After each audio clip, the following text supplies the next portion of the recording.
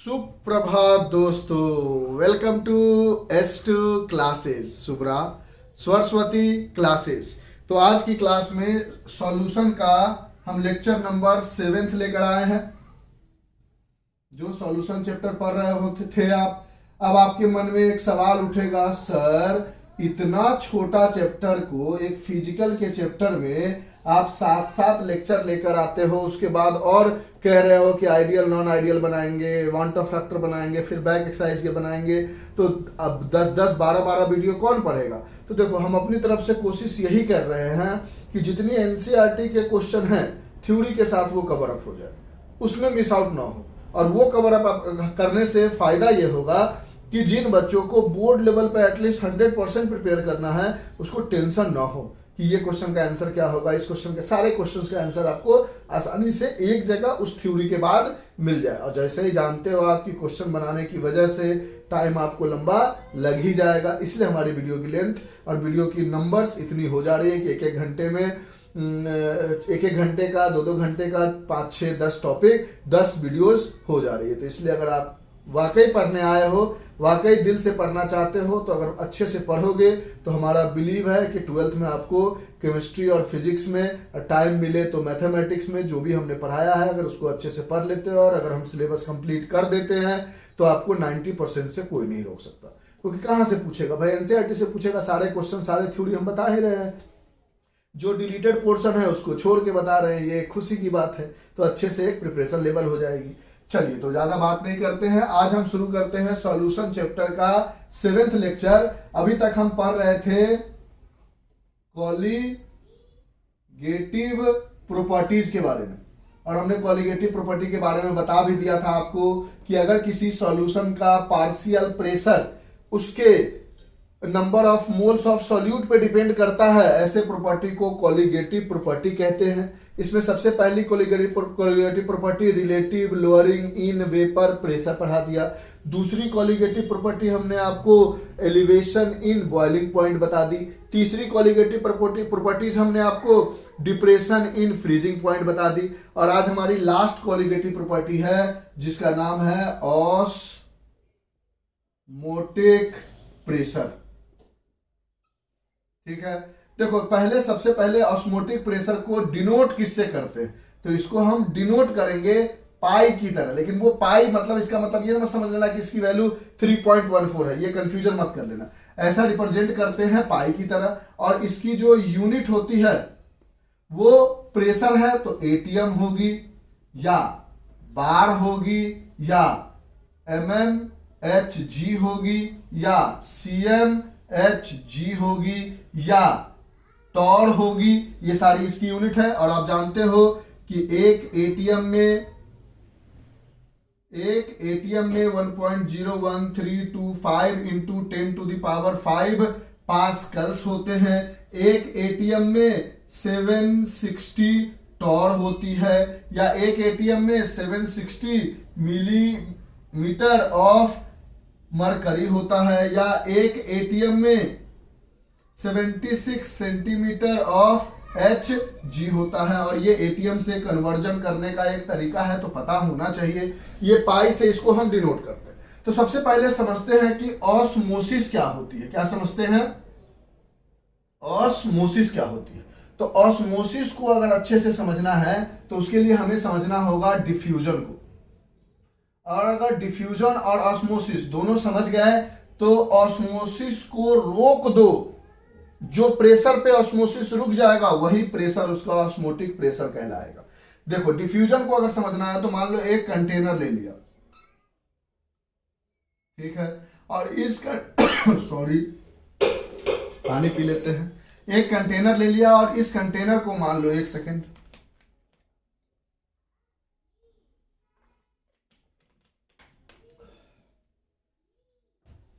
इस कंटेनर में को 20 से डिवाइड कर दिया, ठीक। और इस जो जिससे डिवाइड किया वहां पे हमने लगाया, क्या लगाया सो समझेंगे आराम से, परमिएबल मेम्ब्रेन। क्या लगाया? Permeable membrane. और यहां पर भी एक कंटेनर ले लिया और इसको भी डिवाइड कर दिया 20 से।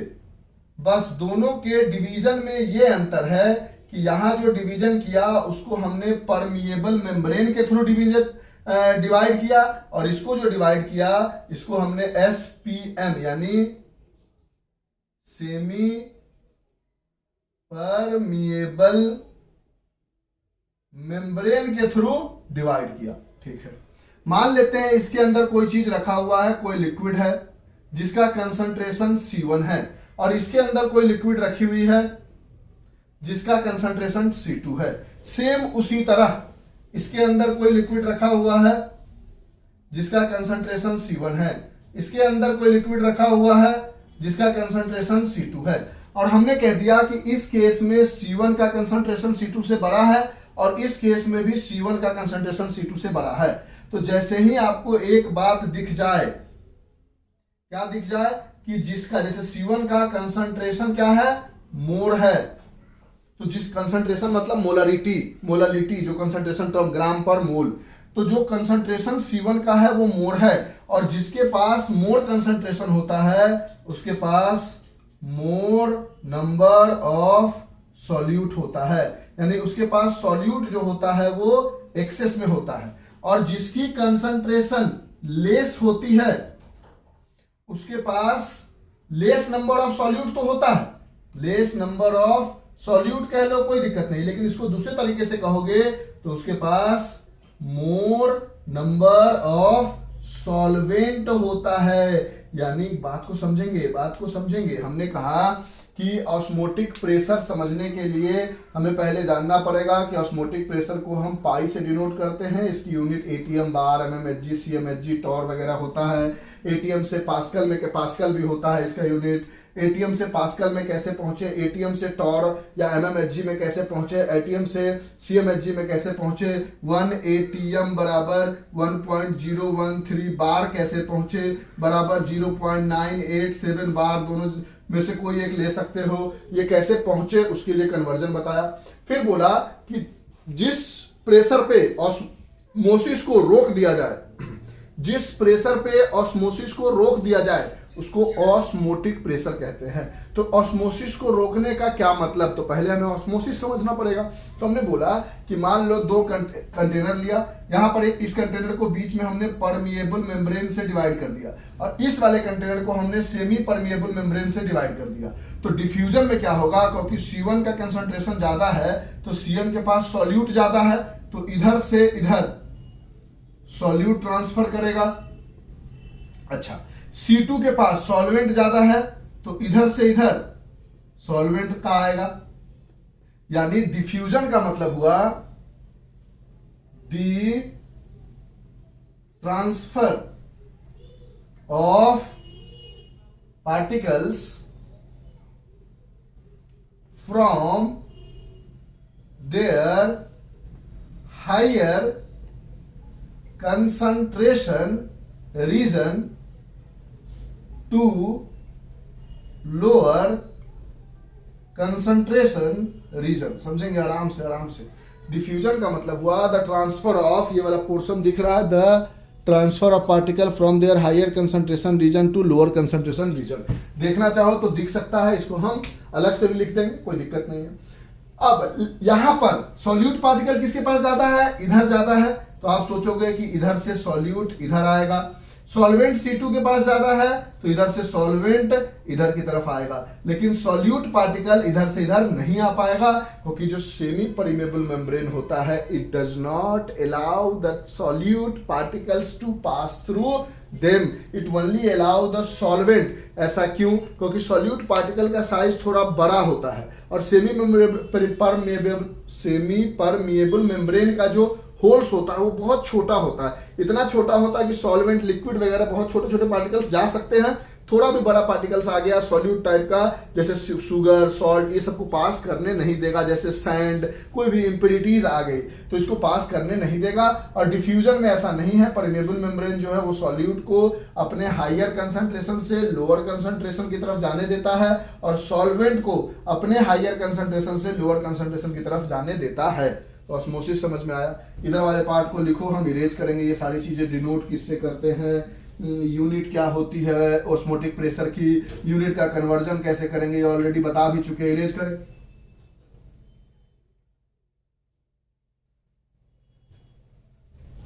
तो यहां से हमने बोला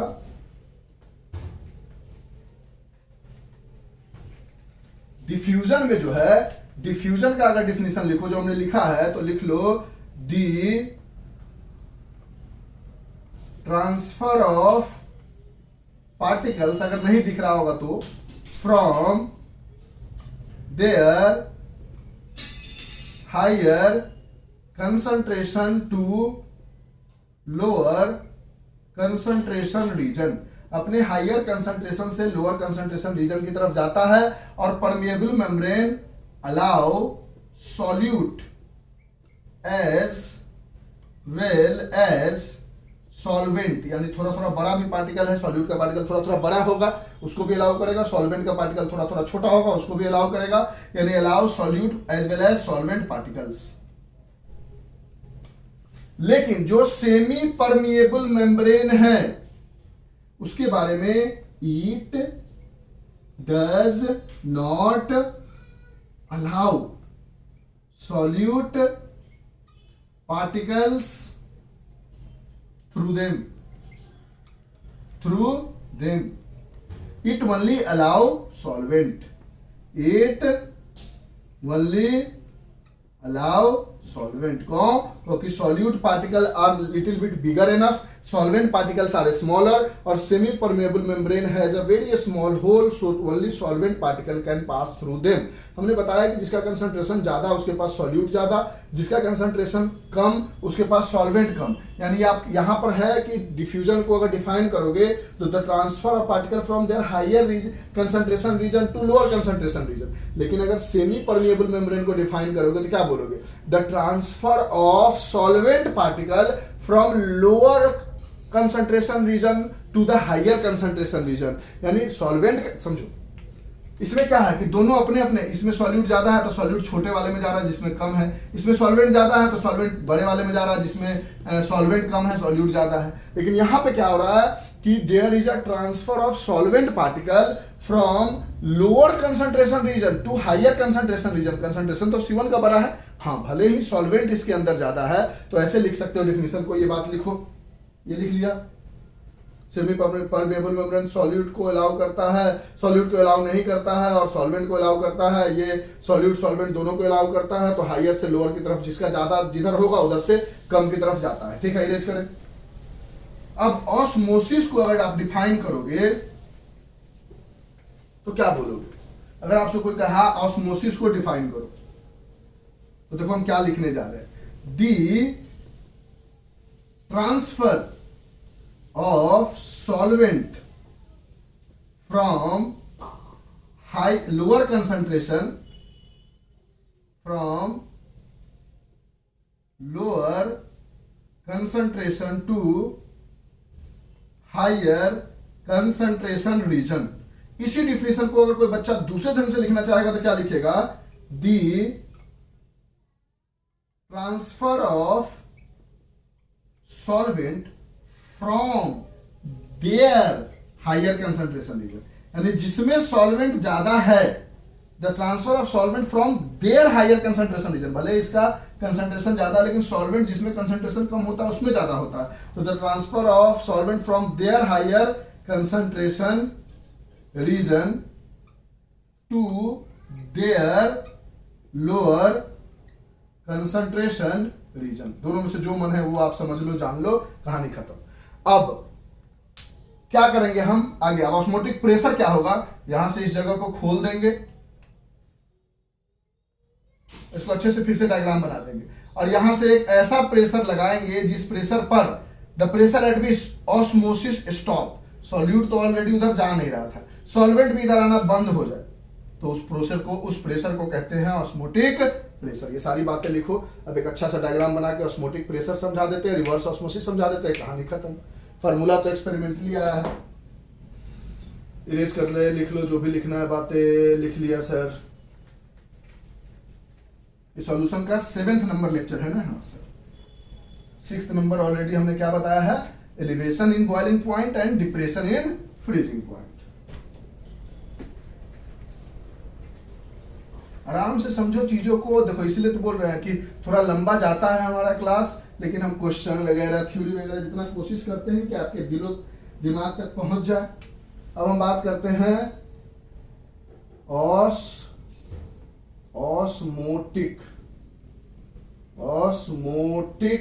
प्रेशर, और इसको हम किससे डिनोट करते हैं? पाई से। तो कहता है कि ऐसा एक बॉक्स बना लो,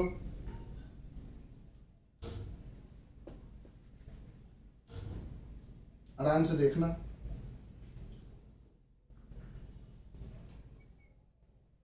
जो एनसीईआरटी ने बॉक्स बनाया है वही बना देते हैं, वही एग्जैक्ट आपको समझा देते हैं ताकि आपको दिक्कत ना हो।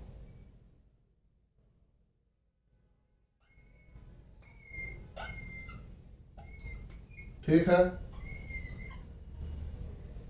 यहां पर एक हमने पिस्टन लगा दिया। क्या लगा दिया? पिस्टन लगा दिया। ठीक, अब इस जगह पे हम लगा दे रहे हैं semi permeable membrane. Semi permeable membrane. इधर हम रख लिए सॉल्यूशन। सॉल्यूशन में क्या है? सॉल्यूट भी है प्लस सॉल्वेंट भी है। ठीक है, और इधर हम सिर्फ रख लिए सॉल्वेंट। अब ऑस्मोसिस में क्या होता है? सॉल्यूट पार्टिकल तो इधर से उधर जाएगा नहीं, लेकिन सॉल्वेंट पार्टिकल इधर आना चाहेगा। इधर क्या आना चाहेगा? सॉल्वेंट आना चाहेगा। ठीक, the solvent particles try to pass from solvent to solution through semi permeable membrane is known as osmosis।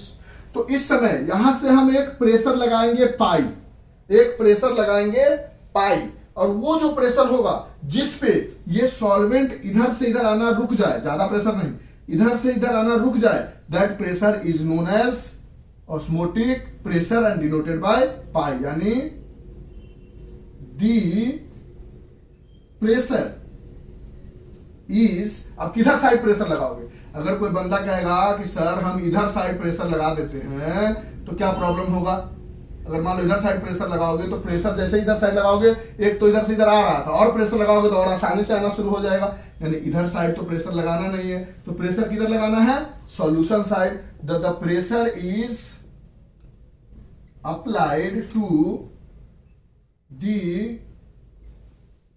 solution side to stop osmosis, to stop osmosis। Osmosis का मतलब जो सॉल्वेंट पार्टिकल्स इधर से इधर आ रहा है उसको रोकने के लिए जितना प्रेशर सॉल्यूशन की तरफ लगाओगे, the pressure is applied to the solution side. तो इस साइड लगाओगे तो और आ रहा है और तेजी से आने लगेगा, तो इस साइड जो प्रेशर लगाओगे जिसकी वजह से सॉल्वेंट इधर से इधर आना रुक जाए, कॉल्ड ऑस्मोटिक प्रेशर। खत्म। ठीक, अब इसी जगह आता है आपका रिवर्स ऑस्मोसिस। आपने सुना होगा इसको शॉर्ट फॉर्म में कि मम्मी पानी गंदा आ रहा है घर में, आरओ लगा ले। देखो इसी यही से नाम आया है आरओ, रिवर्स ऑस्मोसिस। अब उसमें हम क्या करते हैं, देखो थोड़ा दिमाग लगाएंगे। यहां पर हमने क्या किया, इस बीच में सेम चीज बनाया डायग्राम। देखते चलो, बहुत आसान तरीके से आप रिवर्स ऑस्मोसिस और ऑस्मोसिस की कहानी समझ जाओ। यहां पे लगाया SPM, semi permeable membrane, SPM। अब यहां से हमने एक प्रेशर लगाया जो कि पाई था, तो उसकी वजह से इधर साइड हमने रखा सॉल्यूशन, और इस सॉल्यूशन में हमने रख लिया सी वाटर, जिसके अंदर क्या था? सॉल्ट था। अच्छा, इधर हमने रख लिया प्योर वाटर, प्योर वाटर रखा यानी सॉल्वेंट रख लिया, और इधर साइड नल लगा दी, और यहां ग्लास रख लिया। पानी लेना था हमें, ग्लास रख लिया। ठीक है, अब इधर साइड सॉल्यूशन है, तो जितना पानी था वो पानी मिलता जा रहा था। अब क्या हो रहा था, सॉल्यूशन इधर आना चाह रहा था, तो हम लगा रहे थे the pressure is applied to stop the pressure is applied to the solution side to stop osmosis is known as osmotic pressure and denoted by pi. अब यहां पर क्या करोगे कि इधर जो सॉल्ट वाटर है, एक तो आपने पाई प्रेशर लगाया, उसके बाद उससे थोड़ा ज्यादा प्रेशर लगाने लगे। ज्यादा प्रेशर लगाने से क्या हो गया कि जो सॉल्वेंट इधर से इधर आने वाला था वो तो रुक गया, लेकिन इधर से इधर सॉल्वेंट जाने लगा। यानी we apply more pressure than osmotic pressure. जो भी हमने ऑस्मोटिक प्रेशर लगाया है, osmotic pressure, then the solvent from solution side goes to pure water. समझेंगे आराम से। We apply more pressure than osmotic pressure, then solvent from solution side goes to pure water. हाँ, मतलब समझो क्या कह रहे हैं। मतलब हम प्रेशर तो लगाएंगे, प्रेशर ऑलवेज कहां अप्लाइड होगा? Pressure always applied through solution side, दोनों केस में। प्रेशर आराम से समझा देंगे, घबरा मत। Always applied through solution side, हमेशा प्रेशर को लगाना है सॉल्यूशन साइड। अगर हमने ऐसा प्रेशर लगाया जिसमें सॉल्वेंट की तरफ से जो आ रहा था, सॉल्वेंट ऑस्मोसिस हो रहा था, वो रुक जाए, तो वो हो गया ऑस्मोटिक प्रेशर। और उससे ज्यादा प्रेशर लगा दिया जिसकी वजह से ऐसा हुआ कि जो सॉल्वेंट के तरफ से आ रहा था सॉल्वेंट वो नहीं आए, उल्टा सॉल्यूशन के तरफ से सॉल्वेंट इधर आने लगे। तो इससे क्या होगा? सी वाटर जो है उसके अंदर नमक है और नमक के साथ पानी है, पानी के साथ और भी बहुत सारी इंप्योरिटीज है, सैंड है, थोड़ा कुछ इधर उधर की इंप्योरिटीज है, वो सारी इंप्योरिटीज इधर रुक गई और सिर्फ प्योर वाटर इधर चलता गया और यहां से हमने पानी को ग्लास में भर लिया। और यही है रिवर्स ऑस्मोसिस। यानी रिवर्स ऑस्मोसिस में हम क्या करते हैं? डिसैलिनेशन को क्या करते हैं? प्योर या फ्रेश वाटर बना लेते हैं। और यही जो सॉल्ट वाला वाटर होता है उससे फ्रेश वाटर ले लेते हैं। यानी ऑस्मोसिस हो गया कि जब सॉल्वेंट, हम जानते हैं हमेशा कि जिसका कंसंट्रेशन ज्यादा होता है उधर से इधर आता है, तो सॉल्वेंट इधर ज्यादा है तो इधर से इधर आ रहा था सॉल्वेंट सॉल्यूशन की तरफ। हमने एक प्रेशर इधर लगाया पिस्टन पे, इतना प्रेशर लगाया कि ताकि सॉल्वेंट आना बंद हो जाए, वो प्रेशर को बोल दिया ऑस्मोटिक प्रेशर। और उससे थोड़ा ज्यादा प्रेशर लगा दिया कि इधर से सॉल्वेंट इधर आने लगे, इधर से सॉल्वेंट इधर आने लगे, ताकि इधर का जो सॉल्ट है, सैंड है, जो इंप्योरिटीज है इधर ही रहते हैं और प्योर वाटर उधर मिल जाए हमें, तो उसको हम कह देते हैं रिवर्स ऑस्मोसिस। तो ऑस्मोटिक प्रेशर और रिवर्स ऑस्मोसिस समझ में आया होगा, बहुत बढ़िया तरीके से समझ में आया। अब फार्मूला की बात कर लेते हैं, लिख लो, जो भी लैंग्वेज बनाना है बना लो, आप इरेज कर दे।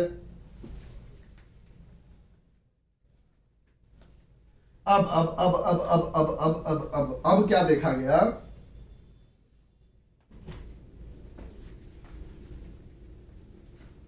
एक्सपेरिमेंट किया गया, क्योंकि हम अभी तक देख रहे हैं कि जितना भी फार्मूला मिला है वो एक्सपेरिमेंट से मिला है हमें। अब हम बात करने जा रहे हैं ऑस्मोटिक प्रेशर के बारे में, जिसको हमने बोला पाई से डिनोट करते हैं। तो एक्सपेरिमेंट किया गया और देखा गया कि एक्सपेरिमेंट में जो ऑस्मोटिक प्रेशर है वो डायरेक्टली प्रोपोर्शनल है मोलैरिटी ऑफ द सॉल्यूट। यानी किसके प्रोपोर्शनल है? मोलैरिटी के, मतलब सॉल्यूट नहीं सॉल्यूशन, मोलैरिटी ऑफ सॉल्यूशन के प्रोपोर्शनल है। और मोलैरिटी क्या हो? और दूसरा चीज, पाई जो है यानी ऑस्मोटिक प्रेशर जो है वो डायरेक्टली प्रोपोर्शनल है टेम्परेचर के। ये क्या है? Temperature in kelvin. हमेशा टेम्परेचर को किसमें लेना है?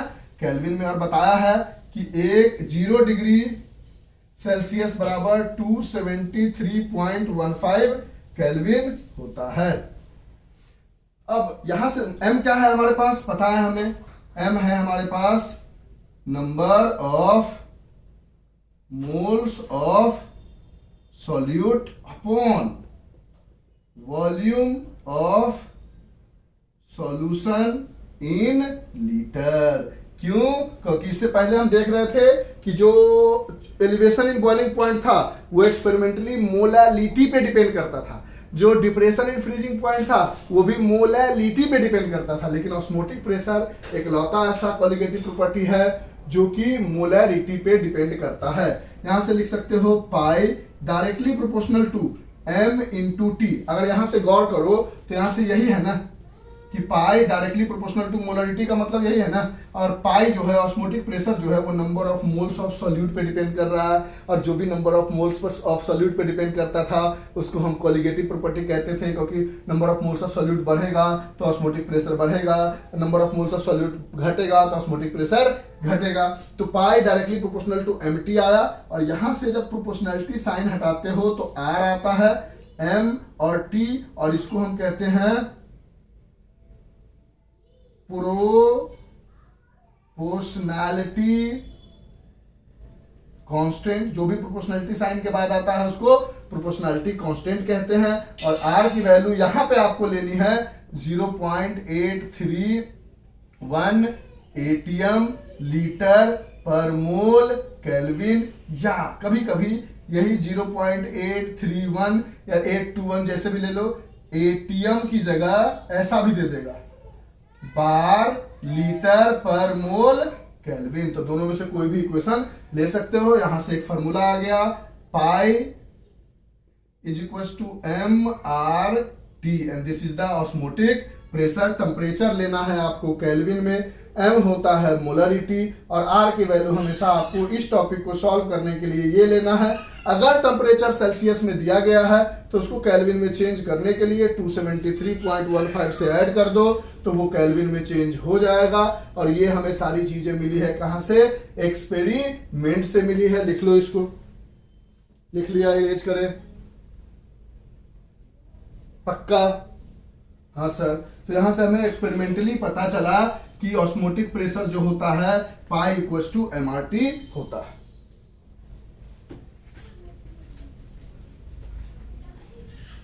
अब हम बात करते हैं, ऑस्मोटिक प्रेशर है हमारे पास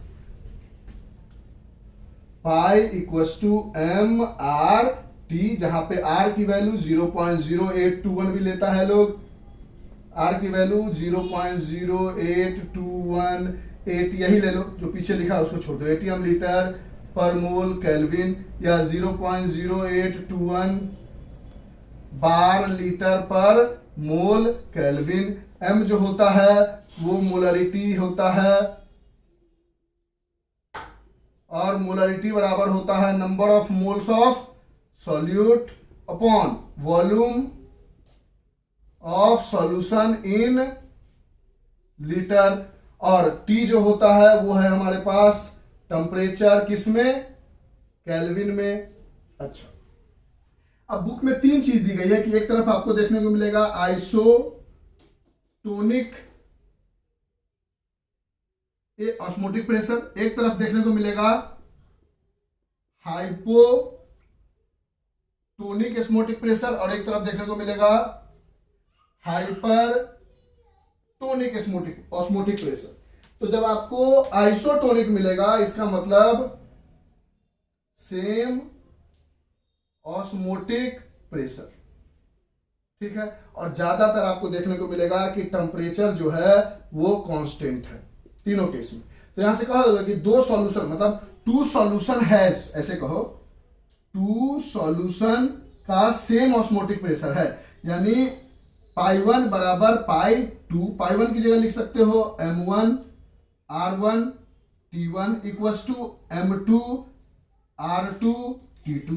अब r1 r2 तो सेम ही होगा क्योंकि दोनों r ही है, t1 t2 सेम होगा, टेम्परेचर कांस्टेंट है, यानी मोलरिटी ऑफ फर्स्ट बराबर मोलरिटी ऑफ सेकेंड बन के आ जाएगा। अगर आइसोटोनिक प्रोसेस दिया हुआ है सेम टेम्परेचर पे तो मोलरिटी ऑफ फर्स्ट बराबर मोलरिटी ऑफ सेकेंड कर लो, उससे आपका क्वेश्चन का सॉल्यूशन मिल जाएगा। हाइपोटोनिक मतलब होगा लेस ऑस्मोटिक प्रेशर, यानी किसी का ऑस्मोटिक प्रेशर पाई 1 है तो वो छोटा है किसी दूसरे सॉल्यूशन के ऑस्मोटिक प्रेशर के पाई 2 से, और हाइपोटोनिक मतलब मोर ऑस्मोटिक प्रेशर, यानी अगर कोई पहला है उसका ऑस्मोटिक प्रेशर ज्यादा है दूसरे के ऑस्मोटिक प्रेशर से, और इस तरह से आपके ऑस्मोटिक ज्यादातर आपको क्वेश्चन इसी पे मिलेगा जहां पे पाई 1 बराबर pi 2 same osmotic pressure of two solution, one solution has less osmotic pressure than other और one solution has more osmotic pressure than other। तो ज्यादातर आपको इसी पे क्वेश्चन मिल सकता है, कहीं पे अगर मिलेगा तो आइसोटोनिक प्रोसेस जहां पे आप टेम्परेचर अगर कांस्टेंट है तो इतना सारा फार्मूला मत लगाओ, डायरेक्ट मोलरिटी ऑफ फर्स्ट बराबर मोलरिटी ऑफ सेकंड कर दो, आपका क्वेश्चन बन जाएगा। एनसीईआरटी में तो ऐसा क्वेश्चन है नहीं, अगर ऐसा मिलेगा तो हम बता देंगे। तो इस तरह से हमने आपको ऑस्मोटिक प्रेशर की, रिवर्स ऑस्मोसिस की सारी कहानी समझाई। अब इसके रिगार्डिंग हम क्वेश्चन कर करके बताते हैं और चीजों को आप आसानी से पकड़ लोगे। लिख लो इसको, अब हम क्वेश्चन को स्टार्ट करने जा रहे हैं। फास्ट लिखो, लिख लिया होगा आप लोगों ने। चलिए अब हम क्वेश्चन पे बढ़ जाते हैं। अब धीरे धीरे करके क्वेश्चंस को समझाते हैं, उसके बाद हम आपको सारी चीजें बता देंगे। अच्छा, एक बार सारी चीजें रिवाइज करा दे, फार्मूला वगैरह याद है आप लोगों को, रिलेटिव लो, क्योंकि हम आपको इसमें एक क्वेश्चन तो ऑस्मोटिक प्रेशर का बताएंगे। देखो एक क्वेश्चन जो है पेज नंबर 56 के 2.11 एग्जांपल जो है ऑस्मोटिक प्रेशर का है। उसके बाद पेज नंबर 57 में 4 इंटेक्स्ट क्वेश्चन दिए गए हैं जो कि relative lowering in vapour pressure, osmotic pressure, elevation in boiling point and depression in freezing point, चारों टॉपिक पे है। तो चारों टॉपिक का एक बार फॉर्मूला दनादन लिख लेते हैं। आप लिख लो, हमने अभी तक 4 तरह की कॉलिगेटिव, अगर लिख जानते हो तो थोड़ा सा आगे बढ़ जाओ, 4 तरह की कॉलिगेटिव प्रॉपर्टी पढ़ी है। क्या क्या होता है वो डिस्कस नहीं करेंगे, सिर्फ फार्मूला लिख देते हैं। पहला पढ़ा है relative lowering in vapour pressure, जहां पे देखा था लास्ट में आया था मोल फ्रैक्शन ऑफ बी बराबर P naught of A minus P A upon P naught of A. P naught of pure vapour pressure था, P A partial vapour pressure था। फिर आपने पढ़ा था एलिवेशन इन बॉइलिंग पॉइंट, जहां पे आपने देखा delta T B equals to T B minus T naught B, और दूसरा delta T B equals to K B into M. K B जो होता था वो मोलर एलिवेशन कांस्टेंट या इबिलियोस्कोपिक कांस्टेंट भी कहा जाता था। फिर तीसरा आपने पढ़ा depression in freezing point, जिसके लिए फॉर्मूला पढ़ा delta T F is equals to T naught F minus T F, और दूसरा फॉर्मूला देखा delta T F equals to K B की जगह के एफ इंटू एम। एम जो होता था वो मोलैलिटी होता था। और लास्ट आपने आज पढ़ा ऑस्मोटिक प्रेशर, जिसको हम पाई से डिनोट करते हैं और pi equals to M R T होता है। इसमें मोल फ्रैक्शन का इस्तेमाल था, इसमें मोलैलिटी का इस्तेमाल था, इसमें भी मोलैलिटी का इस्तेमाल था, लेकिन इसमें मोलैरिटी का इस्तेमाल करेंगे। लिख लो इन सब बातों को। अब हम आ जाते हैं एग्जाम्पल नंबर 2.11 पे। पहले लिख लो इसको, आप लोग लिख लिए, इरेज कर दे, जगह चाहिए हमें इसीलिए। चलिए लिख लिया तो ठीक ही है।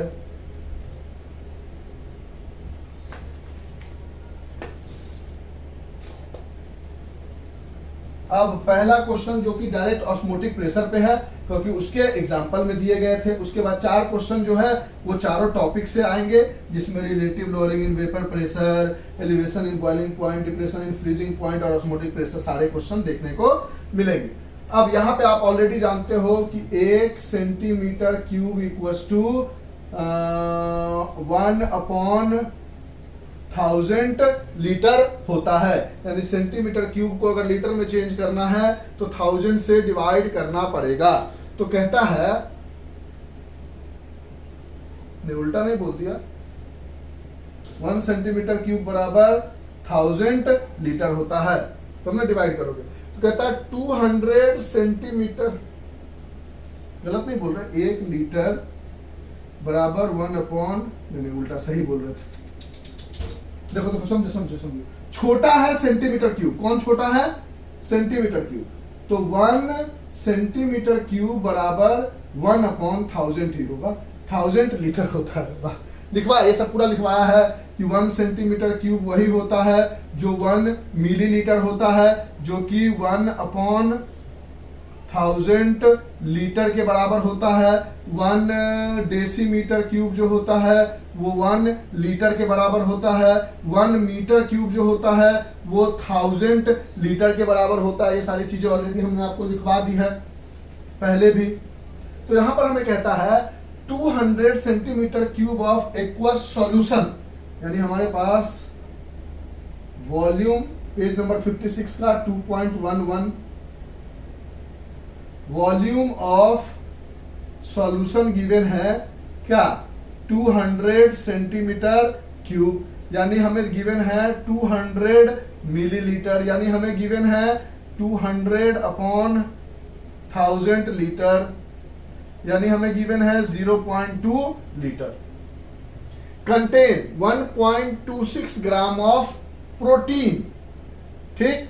The osmotic pressure of such a solution at 300 kelvin, temperature है 300 kelvin, is found to be इतना बार, ऑस्मोटिक प्रेशर है 2.57 into 10⁻³ bar. Calculate the molar mass of the protein, और गिवन मास ऑफ प्रोटीन हमारे पास दिया हुआ है 1.26 ग्राम।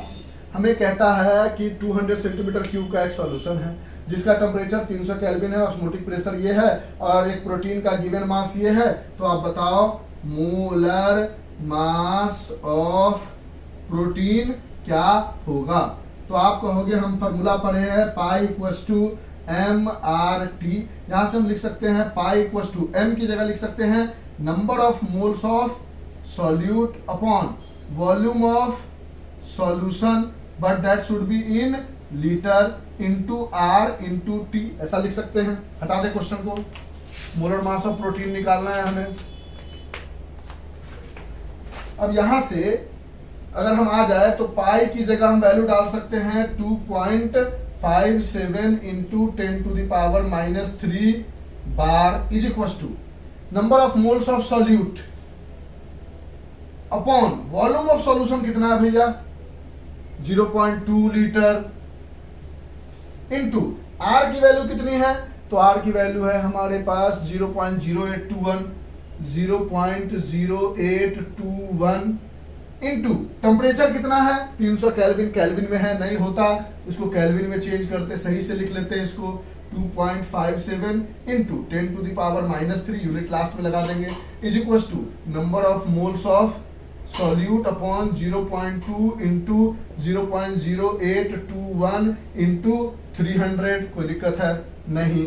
अब यहां से डेसिमल हटाओगे तो नीचे में एक पर 1 2 3 4 जीरो आएगा, और यहां से डेसिमल हटाओगे तो ऊपर में एक और जीरो आ जाएगा। ये एक जीरो, इस जीरो को, ये जीरो, इस जीरो को, ये जीरो, इस जीरो को काट गया। यहां से अब 2 इंटू 10 20 बन के इधर आ जाएगा, तो 2.57 इंटू 10⁻³ इंटू 20 अपॉन ये दोनों चीज बची हुई ये नीचे आ जाएगी, 8.821 बचा इंटू 3 बचा, और क्या आया number of moles of solute आया। अब इसको सॉल्व करोगे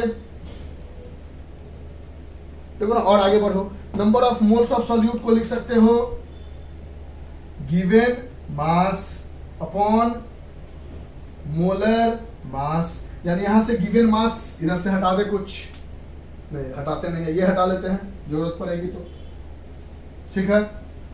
यहां से आपके पास, अब क्वेश्चन समझ गए हो आप, आपके पास गिवन मास यानी आपके पास है 2.57 into 10⁻³ into 20 upon 821 into 3 is equal to given mass कितना है आपके पास, given mass 1.26 upon molar mass निकालना है, उसको x मान लेते हैं। अब x को इधर, इन दोनों को इधर लेके आओ तो क्या आ जाएगा, x इज इक्वल टू ये सब इससे मल्टीप्लाई होगा 1.26 इंटू 821 इंटू 3 अपॉन ये पूरा का पूरा उठ के नीचे आ जाएगा, तो 2.57 इंटू 10⁻³ इंटू 20। अब इसको सॉल्व कर लेते हैं, जो होगा वो हमारा आंसर आ जाएगा। तो ये लगभग लगभग हमें मिल गया 61 ग्राम पर मोल। सॉल्व करके अच्छे से देख लो,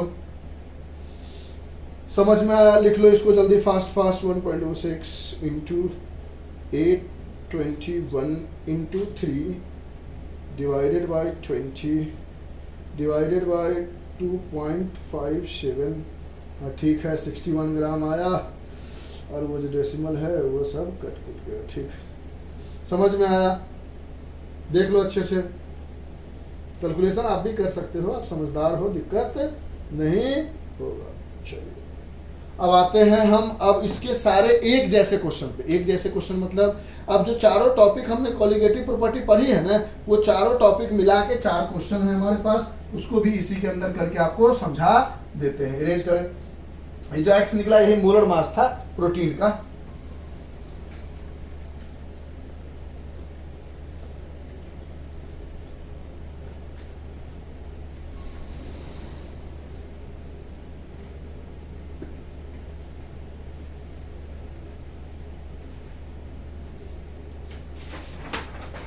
पेज नंबर 57 पे आ जाओ। कैलकुलेशन हम जल्दी जल्दी जल्दी जल्दी करके आपको दिखा देंगे ताकि टाइम का वेस्टेज ना हो, बस क्वेश्चन समझा देंगे अच्छे से।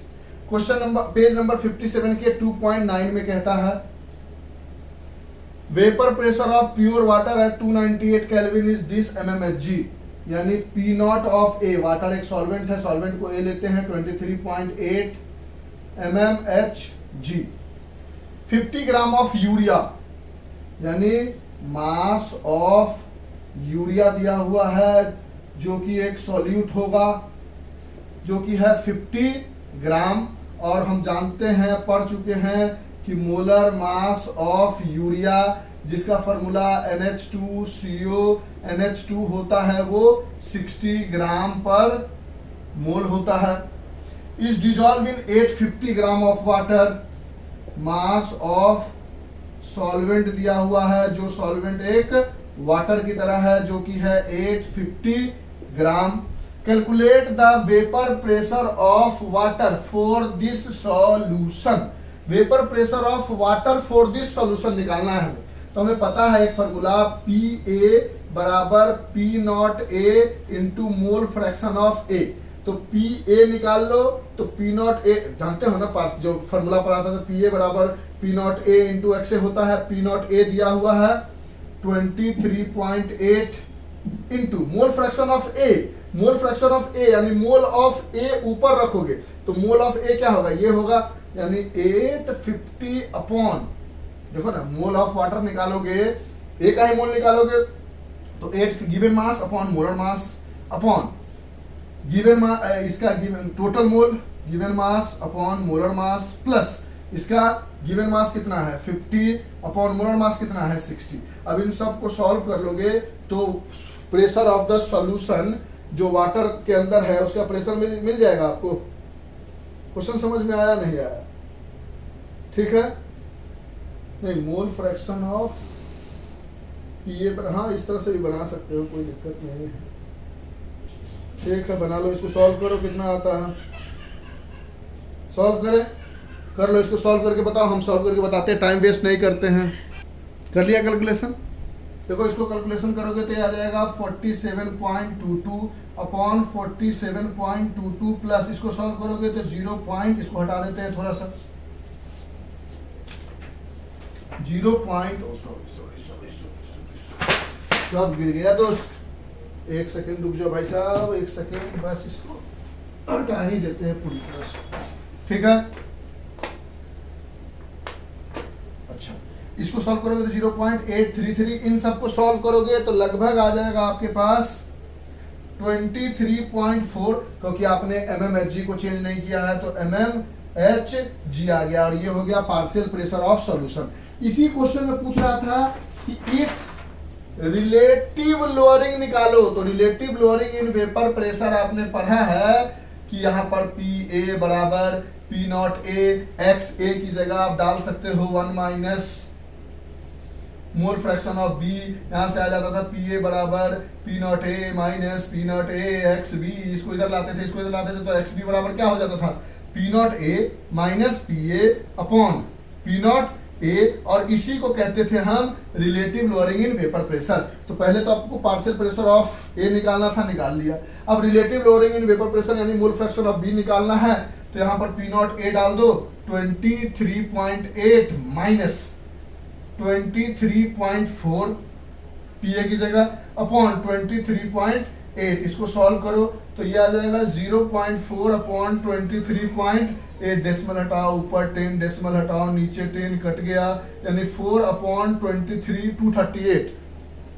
अगर आप इसको डिवाइड करोगे 4 डिवाइडेड बाय 238, 4 डिवाइडेड बाय 238, तो ये आ जाएगा 0.0173 के लगभग आ जाएगा, और ये मोल फ्रैक्शन ऑफ बी हो जाएगा। वही जो मोल फ्रैक्शन ऑफ बी आएगा that is the relative lowering, जो इसका रिलेटिव लोअरिंग है वही है मोल फ्रैक्शन ऑफ बी। समझ में आया? आप कोई बच्चा का हम direct mole fraction of B निकाल लेते हैं सब, कोई दिक्कत नहीं, लेकिन आपको दिखाना ऐसे बनाना ज्यादा अच्छा होगा, क्योंकि रिलेटिव लोअरिंग के लिए आपको P not a minus P A upon P not a करना ज्यादा अच्छी बात होती है। इरेज करें, इसको लिख लो, लिख लिया। अब हम आते हैं 2.10 पे, और फिर 2.11 पे, फिर 2.12 भी है, नहीं शायद 2.11 तक, 9 पर है, 10 11 12 तक है, ठीक है। जरूरी है, इसी बहाने पूरा ऑस्मोटिक प्रेशर का सारा टॉपिक रिवाइज हो जाएगा। बस अच्छा लगे तो एक छोटा सा कमेंट दे देना। अब कह रहा है boiling point of pure water at, कहता प्रेशर ऑफ वाटर दिया हुआ है, पी नॉट ऑफ वाटर दिया हुआ है 750 mmHg, और इसका बॉइलिंग पॉइंट यानी टी नॉट बी दिया हुआ, प्योर वाटर है ना, बॉइलिंग पॉइंट ऑफ वाटर सिर्फ वाटर का है, इज दिस 99.63 प्लस 273, क्योंकि हम जानते हैं सेल्सियस में है, केल्विन में चेंज कर लेते हैं, 273.15 केल्विन। तो इसको जोड़ोगे तो 538.617 decimal, 9312, 1 is the carry, 97 16 and 1 17 and 2 1 3, ये आ गया इतना केल्विन टी नॉट बी की वैल्यू। अब कहता है how much sucrose is added to 500 gram of water, यानी मास ऑफ सुक्रोज निकालना है, यानी C12H22O11 का कितना होगा, और इसका मोलर मास तो हम ऑलरेडी जानते हैं, मोलर मास ऑफ सुक्रोज हम जानते हैं कि ये 342 ग्राम पर मोल होता है।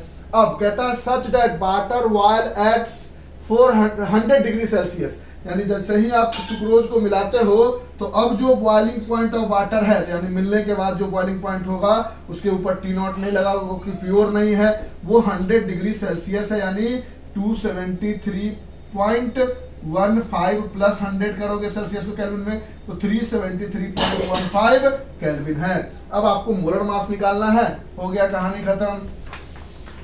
अब यहां से देखो आपके पास फॉर्मूला है डेल्टा टी बी बराबर T B minus T naught B, तो डेल्टा टी बी निकालोगे तो टी बी आपके पास कितना आया है 373.15 kelvin, minus delta T naught B कितना आया है 372.78 केल्विन। इसको सॉल्व करोगे तो 15 में से 8 गया 7, और 10 में से 7 गया 3, ये खत्म, 0.37 केल्विन डेल्टा टीबी, यानी एलिवेशन इन बॉइलिंग पॉइंट आ गया, और एलिवेशन इन बॉइलिंग पॉइंट बराबर होता है केबी इंटू मोलालिटी। केबी दिया गया था, क्वेश्चन कौन सा है भैया 10,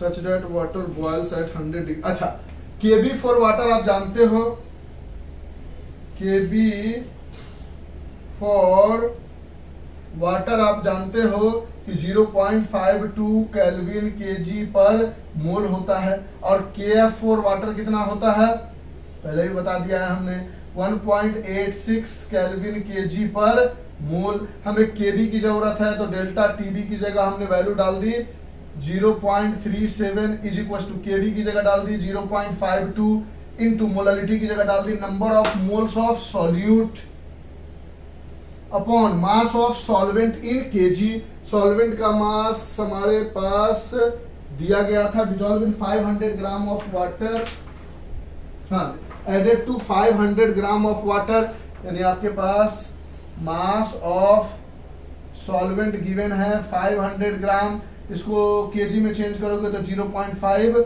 केजी आ जाएगा, यहाँ डाल दोगे 0.5। अब ये इससे मल्टीप्लाई हो जाएगा 0.37 into 0.5 upon 0.52। Number of moles of solute को लिख सकते हो, गिवन मास निकालना है अपॉन मोलर मास 342, ये 342 इधर आ जाएगा तो मल्टीप्लाई में चला जाएगा तो इंटू 342 बराबर गिवन मास ऑफ सुक्रोज मिल जाएगा। समझ गए ना, number of moles of solute की जगह गिवन मास अपॉन मोलर मास डाल दिया है, कोई दिक्कत है तो 0.37 342 और 0.52 इन सबको सॉल्व किया तो हमें अप्रोक्सीमेटली यहाँ से x की वैल्यू मिल गई 121.67 ग्राम, यानी इतना गिवन मास होगा सुक्रोज का। समझ गए कैसे निकाला?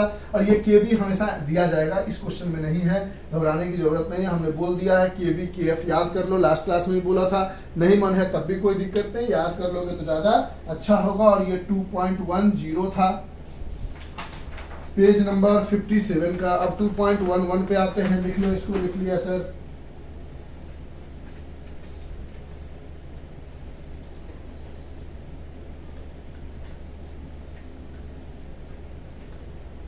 अब आते हैं हम नेक्स्ट क्वेश्चन 2.11 पे।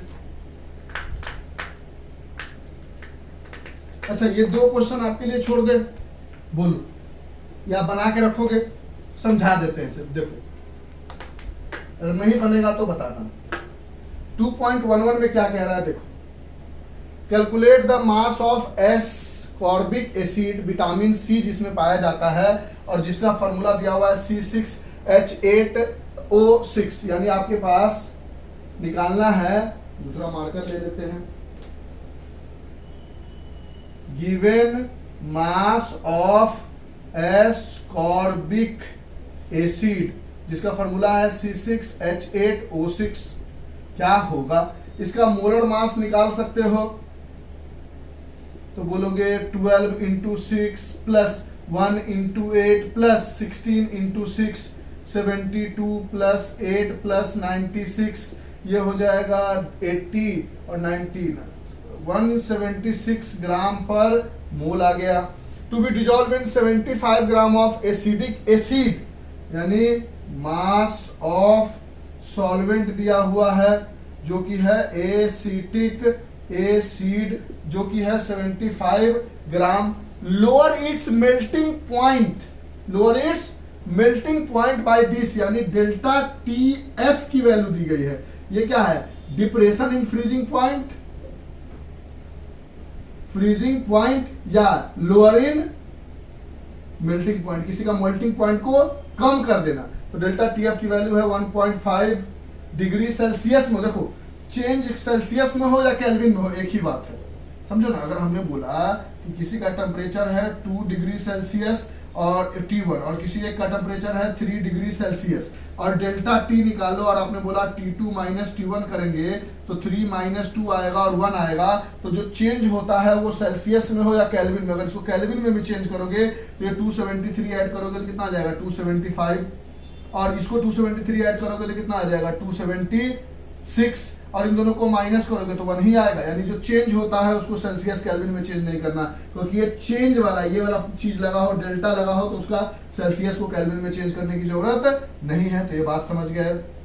अब यहाँ से आपके पास और कुछ दिया हुआ है और KF भी इस बार दे दिया है। KF दिया है क्योंकि एसिटिक एसिड है, वाटर होता तब ना 1.86 कहते।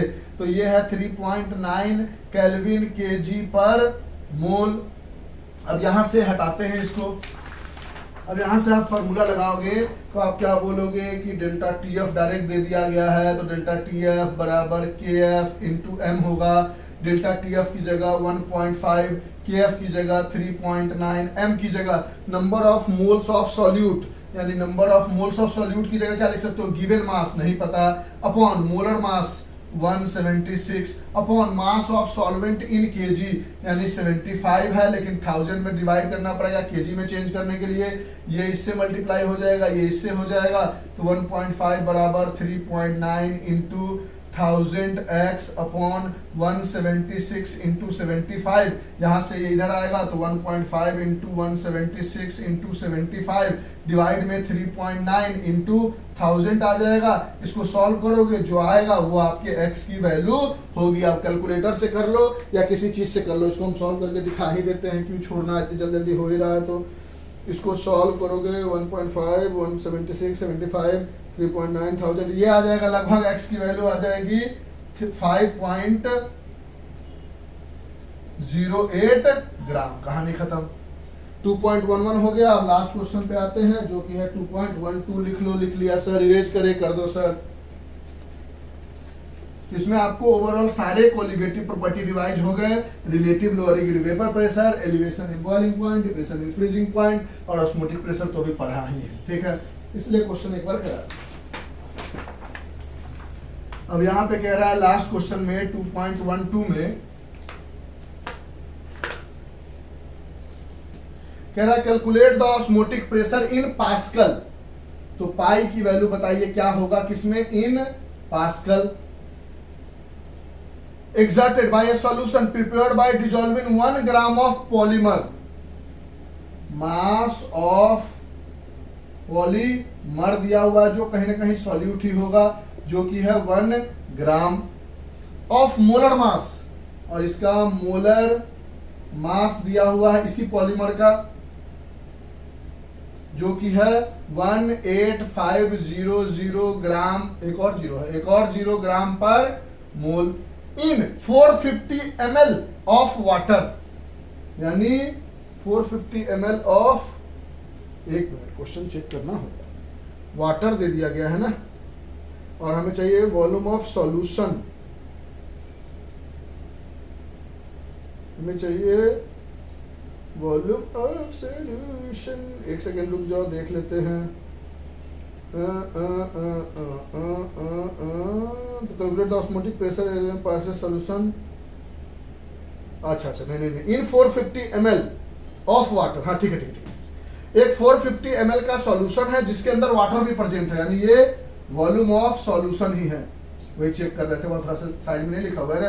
तो 450 ml, और यहाँ पर दिया हुआ है टेम्परेचर है आपके पास 37 डिग्री सेल्सियस, इसको चेंज करोगे कैल्विन में तो 273.15 कैल्विन प्लस 37, ये आ जाएगा 7 3 10 3 7 3 10 1 11 हो जाएगा, 37 है ना, 7 3 10 15 तो आएगा, 7 3 10 और 7 3 10 1 11 310.15 कैल्विन आ गया टेम्परेचर। अब कह रहा है कैलकुलेट द ऑस्मोटिक प्रेशर, तो पाई इक्वल टू होता है mRT। अब पास्कल में आपको सॉल्व करना है, तो R की वैल्यू तो ठीक है, पाई M की वैल्यू ठीक है। अब यहाँ से मोलरिटी लिखोगे, लिख लो इसको, समझ गया, ठीक है। यहाँ से मोलरिटी निकालोगे तो मोलरिटी क्या होगा, number of moles of solute upon volume of solution in litre into R की जगह 0.0821 ATM लीटर पर मोल, केल्विन इंटू टेम्परेचर की जगह 310.15 केल्विन। पाई की वैल्यू जो भी निकलेगी ना आपको वो एटीएम में ही निकलेगी, याद रखना हमेशा जब भी कोई वैल्यू निकलेगी तो वो किस में निकलेगी, एटीएम में, उसको पास्कल में चेंज कर लेंगे 1.015 से मल्टीप्लाई करके। तो यहाँ से निकालोगे पाई इक्वल्स टू, देखो ये क्वेश्चन बनाने से एक बात पता चल गया कि पास्कल में पूछे तो जो भी ऑस्मोटिक प्रेशर का आंसर आता है वो किस में आता है, एटीएम में आता है, इसलिए क्वेश्चन बनाना बहुत जरूरी। Number of moles of solute given mass 1 gram upon molar mass 185000030 upon volume of solution 450 ml को 1000 इंटू R की जगह 0.0821 इंटू T की जगह 310 ही रख लेते हैं, 15 हटा देते हैं, कैलकुलेशन में ज्यादा दिक्कत ना हो। अब इसको सॉल्व करोगे तो ये लगभग आ जाएगा, और इसको ये किस में आएगा, एटीएम में आएगा। अब इसको पास्कल में चेंज करना है तो 1000 ऊपर ले जाओगे तो 1000, और ये दोनों मल्टीप्लाई होगा upon 450 into 185 1 2 3 into 0.0821 into 310 into जब एटीएम को पास्कल में चेंज करते हैं तो 1.01325 इंटू 10 टू द पावर 5 भी मल्टीप्लाई कर दो पास्कल, और इसको पूरा ओवरऑल जब आप सॉल्व करने आओगे 1.8500 तो ये लगभग आपको मिल जाएगा 30.98 pascal, that is the osmotic pressure. तो याद रखोगे कि ऑस्मोटिक प्रेशर, जो शुरू में शायद बताना भूल गए थे, ऑस्मोटिक प्रेशर का जो भी आंसर आएगा वो किस में आएगा, एटीएम में ही आएगा। अगर कुछ यूनिट नहीं दिख रहा है तो एटीएम में आएगा, उसको जिसमें चेंज करना होगा उसके अकॉर्डिंग चेंज कर लोगे। और इस तरह से ये 2.12 था, और इस तरह से आपका आज ऑस्मोटिक प्रेशर की कहानी भी हो गई कंप्लीट। इसको पढ़ लीजिए, समझ लीजिए। इसके बाद आइडियल नॉन आइडियल सॉल्यूशन और वांट ऑफ फैक्टर, पहले वांट ऑफ फैक्टर समझा देंगे, उसके बाद आइडियल नॉन आइडियल लास्ट में समझाते हुए चैप्टर को कर देंगे एंड। अच्छा लगेगा तो बैक एक्सरसाइज के भी क्वेश्चन बता देंगे। तो आज के लिए इतना ही, bye, have a nice day, enjoy, take care, stay home and stay safe. अच्छा लगा तो एक छोटा सा कमेंट, बाय।